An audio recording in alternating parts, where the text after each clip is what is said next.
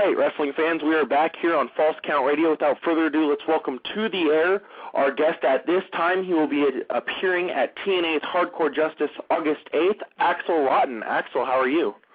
Hey guys, what's going on? How's everything happening out there in False Count Anywhere land? It's definitely happening. It's going great. We've got a board full of calls. We're going to start taking some calls and letting people talk to you and get your thoughts on the pay-per-view, or if they even have old school questions they want to ask you. So we'll go ahead and patch our first caller through. Caller from the 252. You're on the air with Axl Rotten. Go ahead. What's up, guys? Yeah, I was just trying to find out, Axl, if you there? Yeah, go ahead, man. I can hear you loud and clear. What's up, man? What's your name? My name's, my wrestling name's Nathan Brooks, but my given name's Daniel Owens.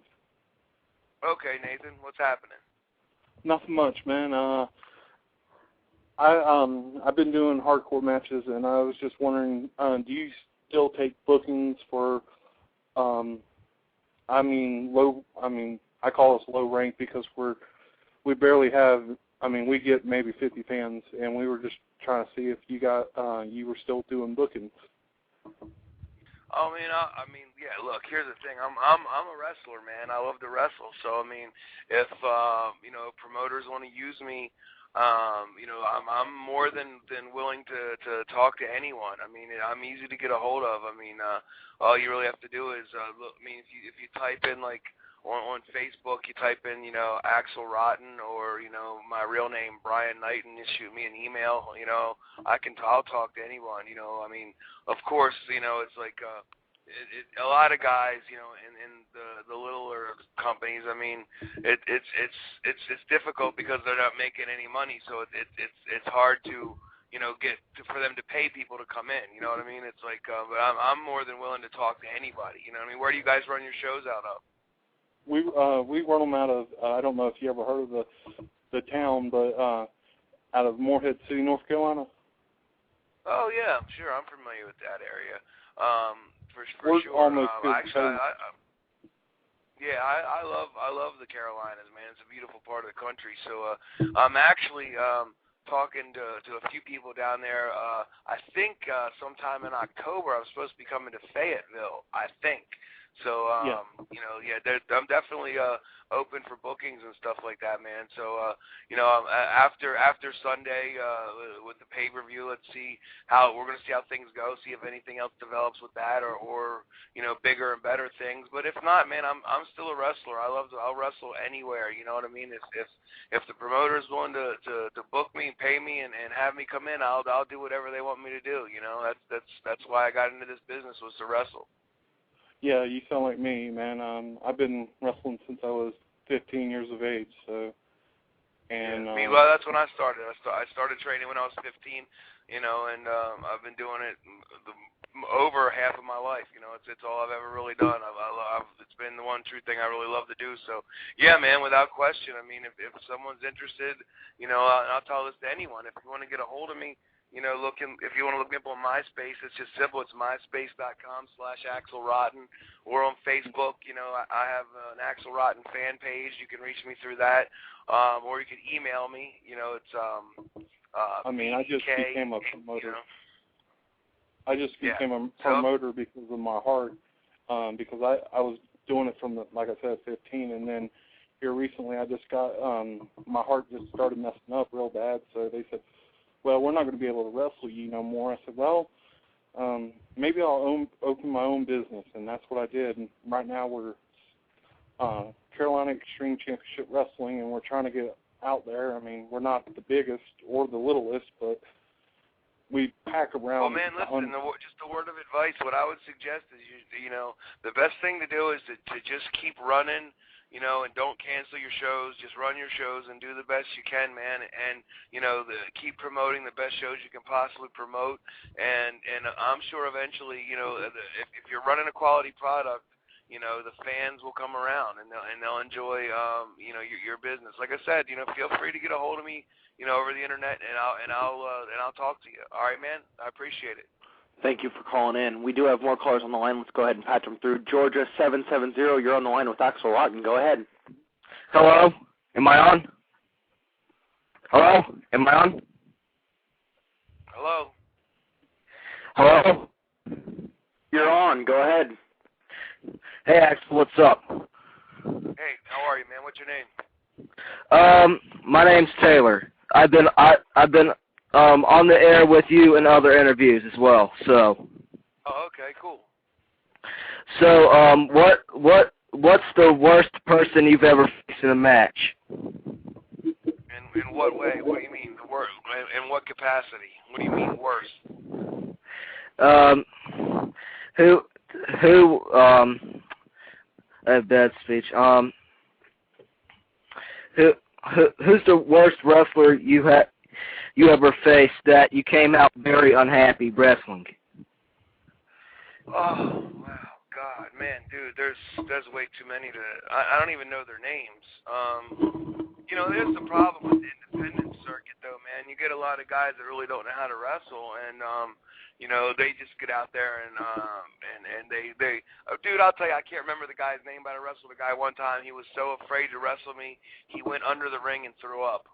He was so scared. So, I mean, that's crazy, He was literally, he was scared of me, and he went under the ring and he vomited because he was afraid to wrestle me. There's been so many. You got to understand, on the independent scene, for all the good wrestling that there is, there's a lot of bad wrestling, and there's so many guys out there that really shouldn't even be in the ring, and they're totally underqualified. I really can't think of any names, off the top of my head that really go, wow, that guy was so bad, I can't really think of, and plus I really don't want to put anybody out there like that, because I really can't recall, to be honest with you, anyone that was really to the point where I got thoroughly disgusted by what happened in the ring. So I really couldn't tell you who specifically that would be.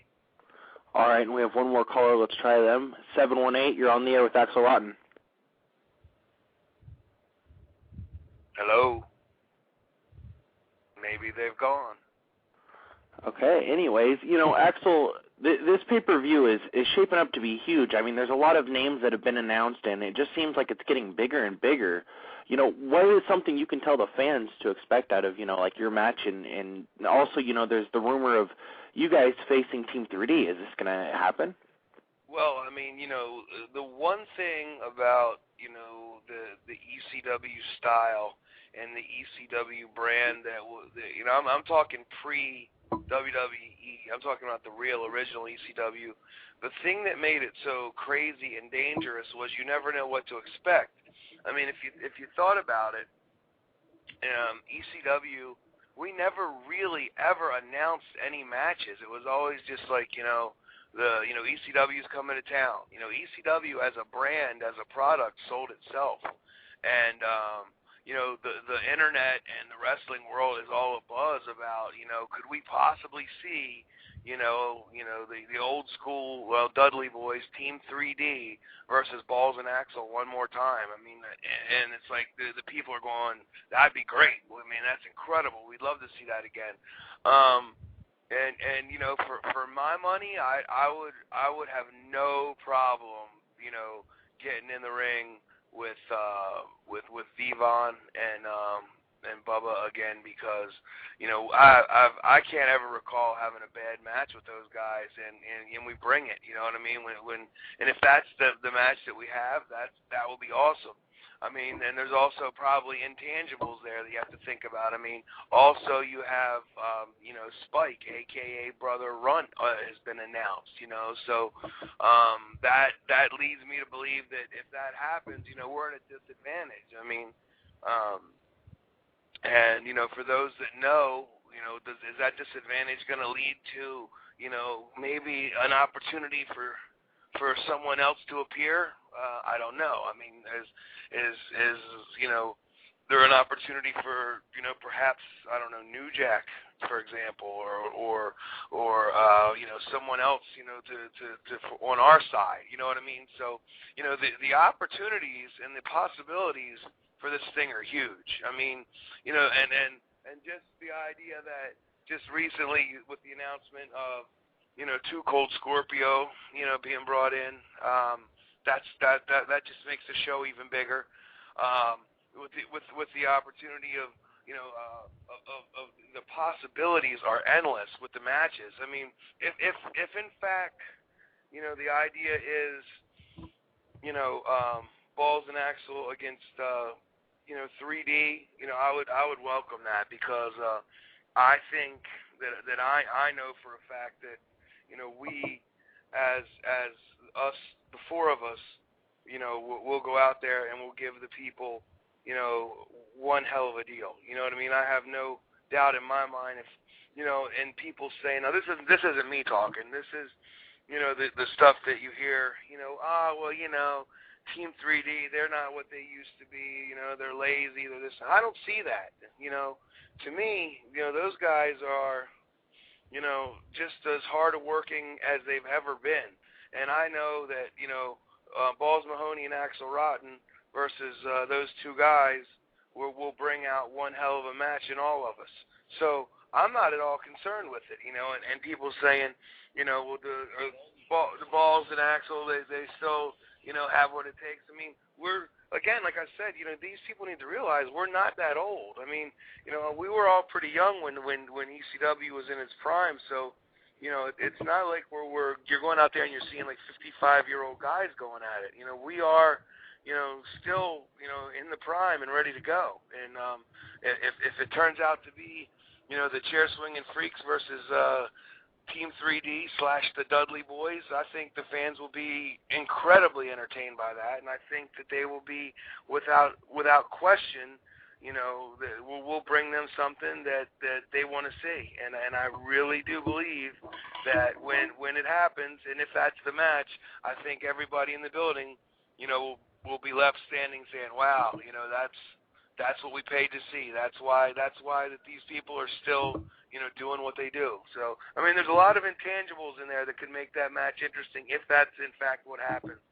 Because, quite honestly, I'm trying to think of other than the FBI, what other tag team they could really put us out there against, unless it would be, Simon Diamond and Johnny Swinger. Or make it a three-way. It could easily be a three-way dance. I mean, that's the thing about the ECW style is you never really know what's going to happen. Axl, first of all, we were speaking about him earlier today. Frank Goodman said to tell you hello.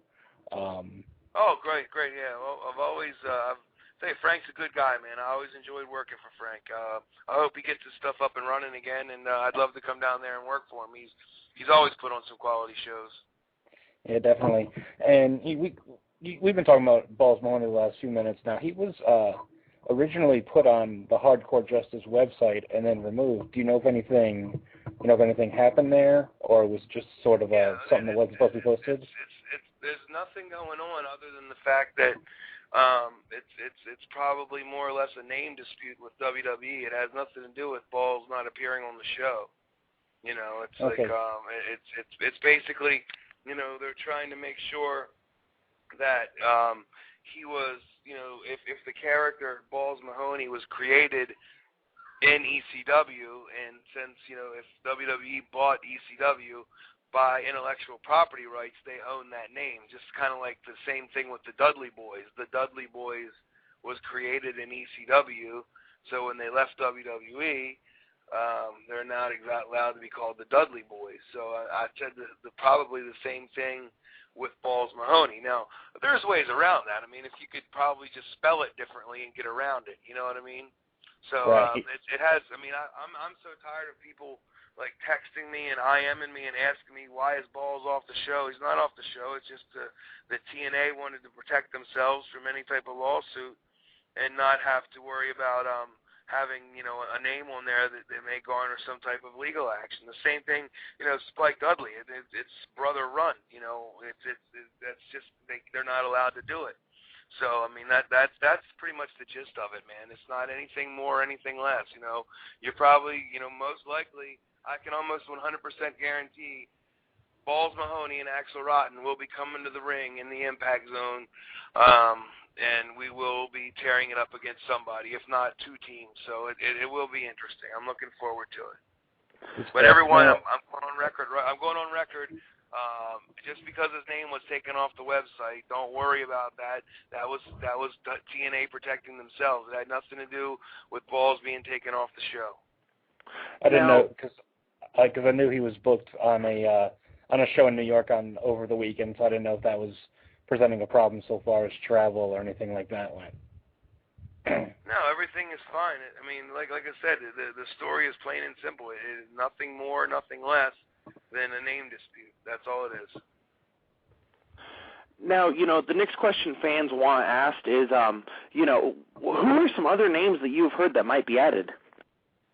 Well, to be quite honest with you, I haven't really heard anything. I mean, it's like the thing that makes this so great is I'm finding out, as everyone else is finding out, because I'm not worrying to bother, like Dreamer and calling him up every day and saying, hey, Tommy, what's going on? What's happening? What's new? Because, I fully, let me go on record with this.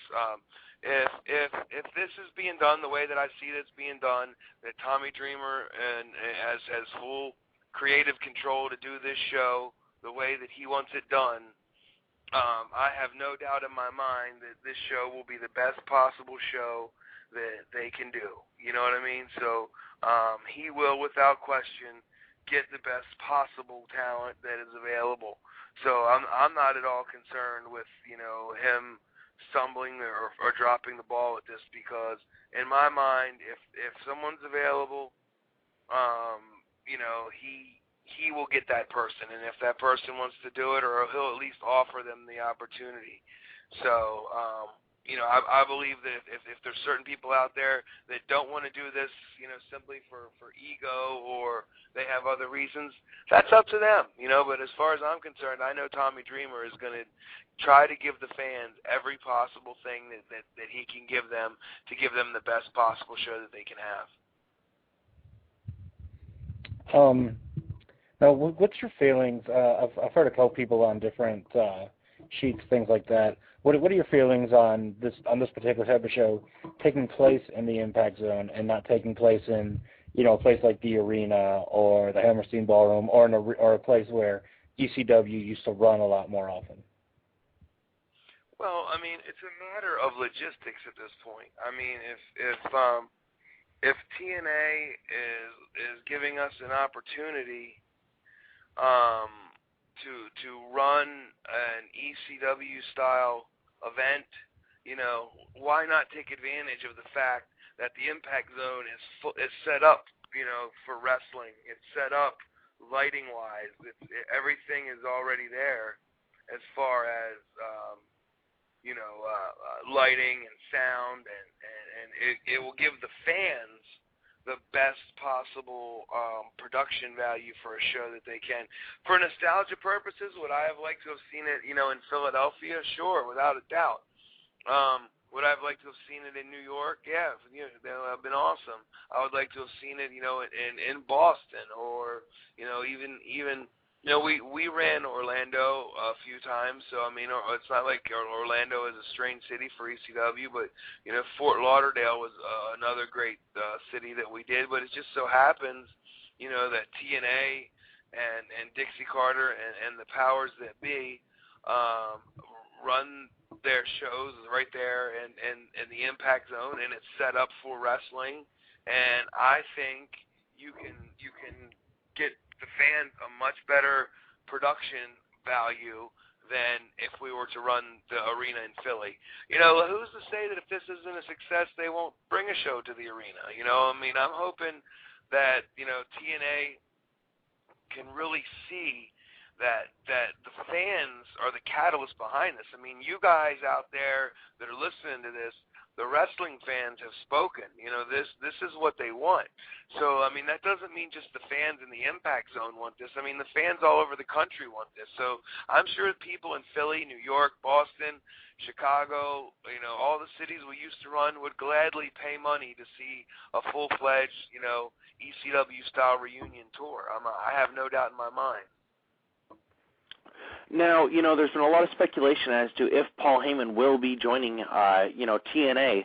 Have you heard anything about this, or could you see this being a reality or just fiction? Well, listen, anything in the first thing you need to learn about the wrestling business is never say never. Everyone says, oh, this guy will never happen, this person will never work for that guy. You know, I don't know how many times I heard, you know, Vince McMahon will never hire Eric Bischoff. What did he do? He hired Eric Bischoff. I mean, there's no positives in this business. The only thing for sure is nothing's for sure. So, you know, this is like, put it this way, if an ECW type brand comes along, and I'm not saying this out of arrogance, I'm just saying this because it's what I've heard. It seems to me that people are more excited about TNA now than they've ever been. I mean, am I wrong? No, you're right. Yeah, so I mean, if the powers that be at TNA are paying attention, they see that what their fans want is us. I mean, integrate us into your promotion, and upon doing that, I would think if you can add Paul Heyman into the mix, the only thing that can happen is it gets bigger, it gets better. You know, I think that TNA is in a great position right now to give the fans exactly what they want. I mean, and if they're trying desperately to compete with WWE, you know, this is one of the things that the fans want, and if they can get Paul to be on board, that would be tremendous. I'm 100% for it. Now, obviously they're signing a lot of guys from ECW for this event. What's one match that never took place in the original ECW, or a match that you would have liked to had that can take place and you would like to see take place on this event? Oh, interesting. You know, that's something that's kind of hard to think about, like right off the top of my head. You know, as far as, you know what I wouldn't mind seeing, to be quite honest, to watch as a wrestling match, I would love to see, and it probably has taken place, and I probably just don't remember.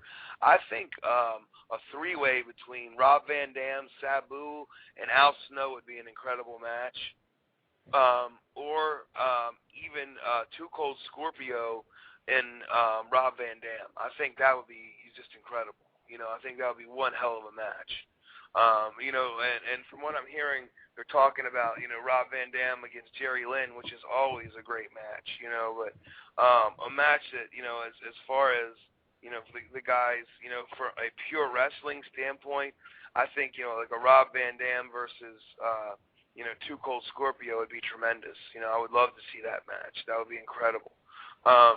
You know, and I think that, you know, that type of match is, in my opinion, could be, you know, a pay-per-view match in any wrestling company. I mean, anywhere. I mean, I'm talking WWE. It's a WrestleMania type match, in my opinion. And if the guys have noticed lately, you know, I don't think WWE ever gave, you know, Stevie Richards the just desserts that he should have been given. But I think a guy like Stevie Richards against, you know, somebody like Sabu or Al Snow or Too Cold Scorpio at this juncture in Stevie's career would be a great match. Because, I mean, if you've seen him recently, he's in the best shape I've ever seen him. He looks incredible. His wrestling skill is there. It's always been there. And it's just like, you know, the guy is in tremendous shape.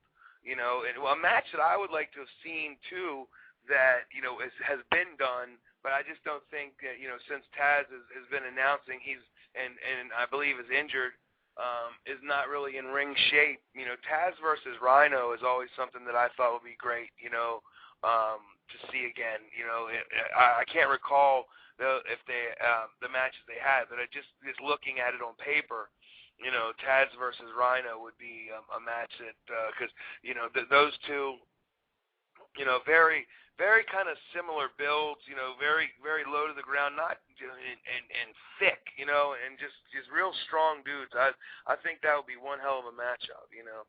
You know, for selfish reasons, like I said, I think, Balls and Axl versus 3D is a match for the pay-per-view that the fans would like to see. But again, I'm not opposed to wrestling the FBI, or anybody. I mean, I'm just happy to give the fans an opportunity to see what we do and to let them enjoy it one more time. So, and when I say one more time, I think that, Last Stand is probably not a good name for the pay-per-view, because it's going to be, it won't be the end, because the fans are going to demand more, and that's the way it is. The fans want it. The fans are not just going to let it go away. I think this could be a launching point to show the people that this is viable and still worth seeing.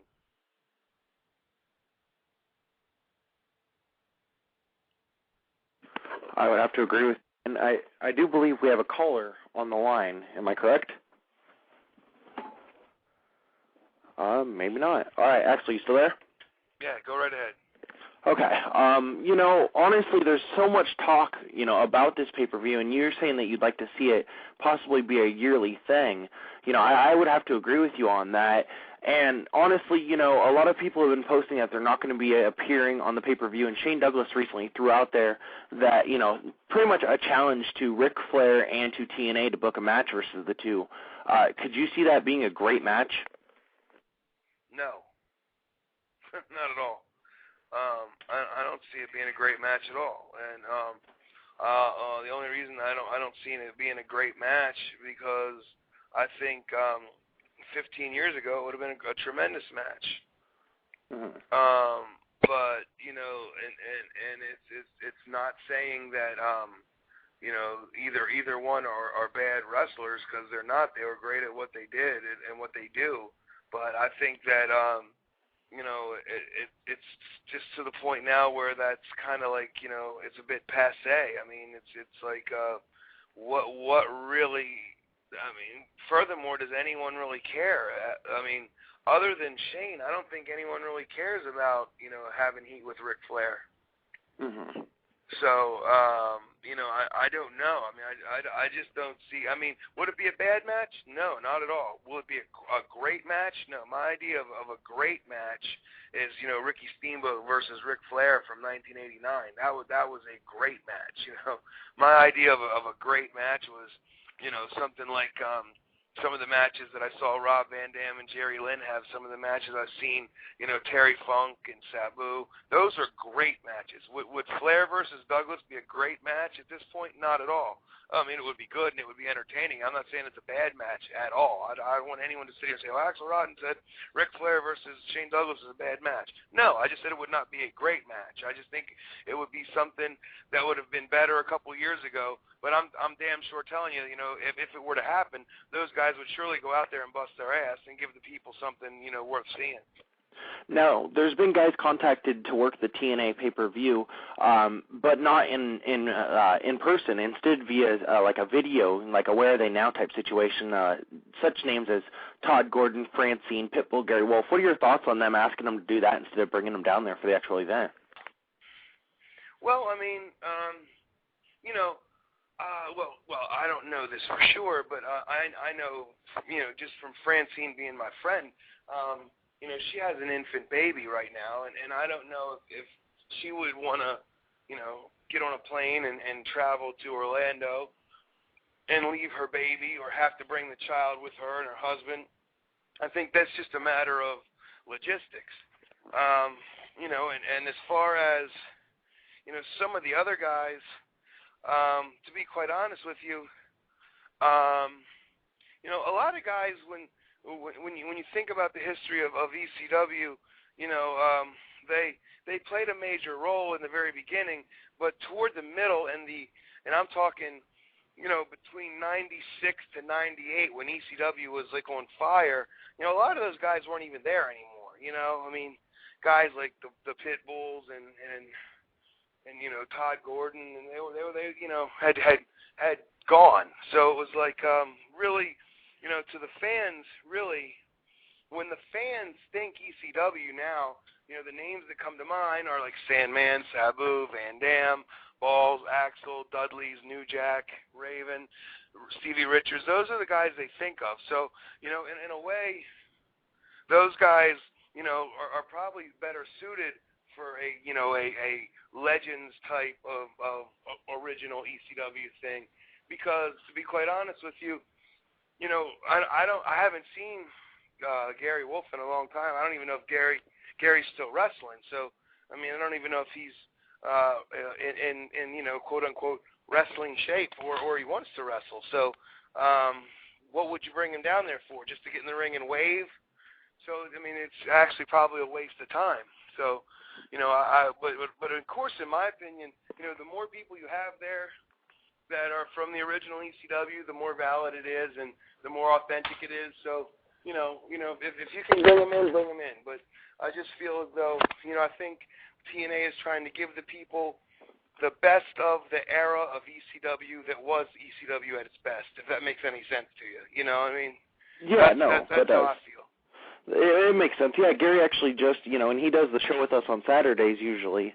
He actually just got done rehabbing an injury. He blew his quad last year, and he's been getting in shape, and he was hoping to be down there, but got the call and was asked to do other things. But still, at least he's getting to be a part of it, and that's a good thing for him, Right, yeah. I think he would be remiss if a guy like that wasn't involved because, as I said, I know I had, some brutal matches with the Pit Bulls. I enjoyed, those matches. But, like I said, with Anthony being, dead and Gary, I guess, rehabbing an injury or whatever, really not much for him to do as far as wrestling. But, making an appearance, I'm totally 100% for it. You know what I mean? I think in whatever capacity people can, make an appearance and be a part of it, I think that's a great thing.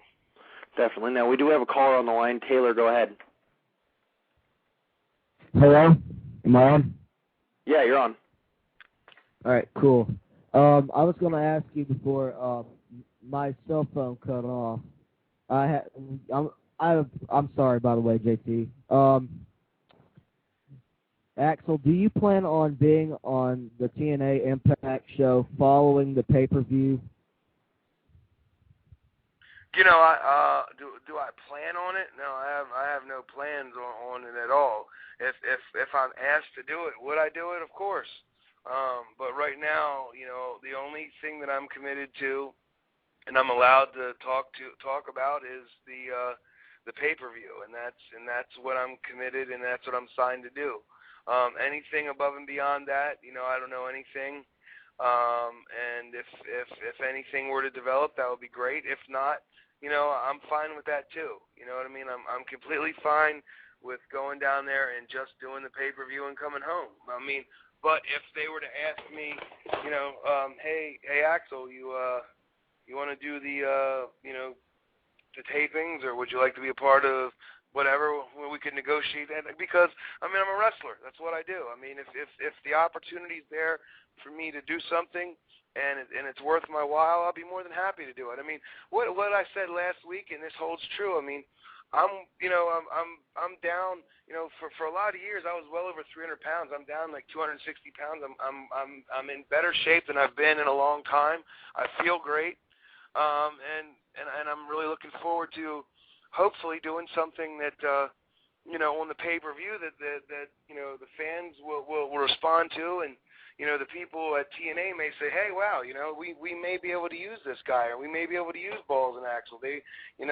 I was doing a little recon work, at the tag team division in TNA, and I think, if Balls and Axl were given an opportunity, I think Balls and Axl could be the TNA World Tag Team Champions. I think that, if we were given an opportunity to go in there, and get our chemistry down and start working together again on a full-time basis, I would look at some of the old clips of, Balls and Axl versus Sabu and Van Dam, Balls and Axl versus, Chris Candido and Lance Storm, us versus, the Dudleys.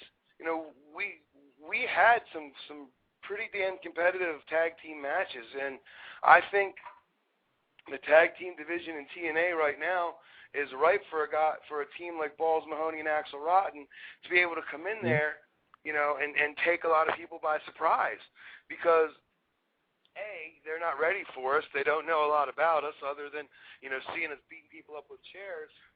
And whether you know it or not, Balls and myself are very accomplished technical wrestlers. We're damn good at what we do, and that's one edge that we have over a lot of people, is they wouldn't expect us to go in there and be able to out-wrestle them.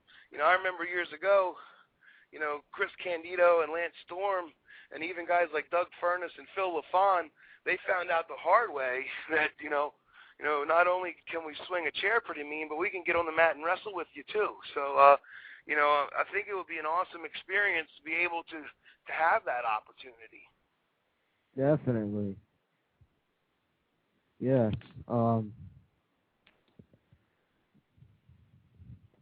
Well, I guess that's all the questions I got. Thanks for letting me on the air, JT. All right, thank you very much for calling in. I do have a question that's just been put up in the chat room by ECW Forever. It states, Axl, I watched you several months ago back in Pennsylvania. You wrestled in a tag team against two jobbers. The match was funny as hell. You pulled out a pair of pink thongs out of one of the guy's trunks. Who was your partner that night? Hold on. Oh, yeah. That was fun.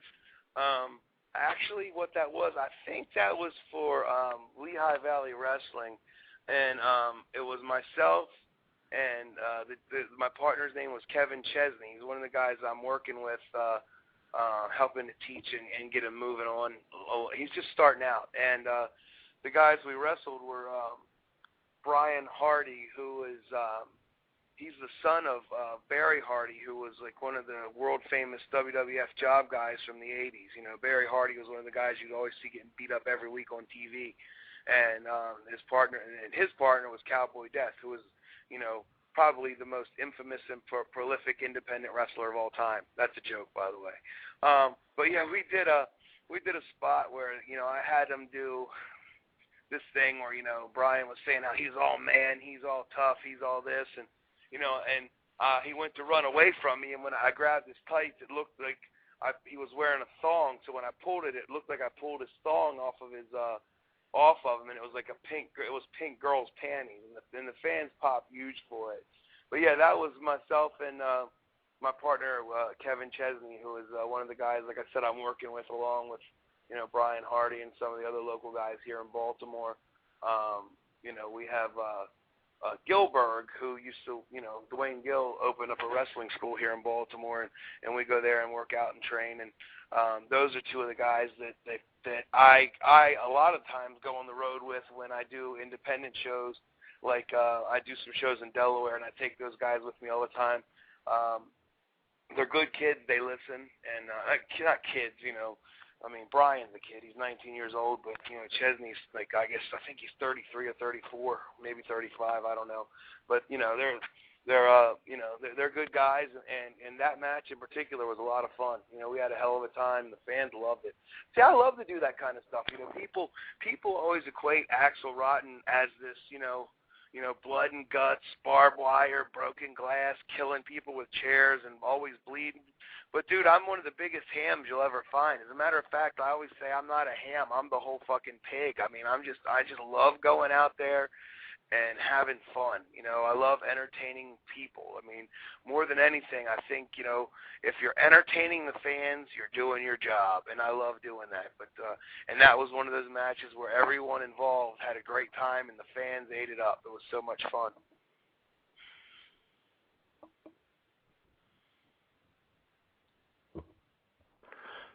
Now, thank you for answering that question. I want to thank you for coming on tonight, and real quick, give the fans one last plug for the pay-per-view and what to expect. Yeah, sure. It was my pleasure always to come on with you guys. Never let it be said, Axl Rotten appreciates each and every fan out there. So everyone listening to this, and JT and all you guys in there, I appreciate you having me on here. August 8th, this Sunday, TNA Hardcore Justice. One more time, we're going to do it up for the fans. The Hardcore Originals, the ECW crew, getting back together, live on pay-per-view. Everyone in the wrestling business. The fans are very excited, and we're going to have a great time. Check me out on Facebook. You can look up Axl Rotten, or on MySpace, it's Axl Rotten also. Guys, like I said, order the pay-per-view this Sunday, TNA Hardcore Justice, and always be looking for Axl Rotten when I come to a town near you. I'll be coming back to Jersey All-Pro on October 23rd, Balls and Axl coming back, and I'm coming out to Detroit, Michigan in October as well. So there's a lot of big things coming up soon. All right. Thank you very much for joining us. Guys, my pleasure. Thanks for having me on. I look forward to seeing you. And as always, the fans out there, you want the best in wrestling news, this is the place to be right here at Falls Count Radio. Thanks, guys. We'll talk to you later. All right. Talk to you later. Fans, that's right. August 8th, in-demand pay-per-view, TNA Hardcore Justice. That's 8 p.m. Eastern, 5 p.m. Pacific Standard Time. It's going to be a pay-per-view you do not want to miss. That is for sure, fans. You've heard the road to Hardcore Justice with us, and we will continue the road this Saturday at 4 p.m. Eastern, 1 p.m. Pacific Standard Time with ECW Original Bill Alfonso. Will he be a part of the event, or will he be at home? Find out this Saturday.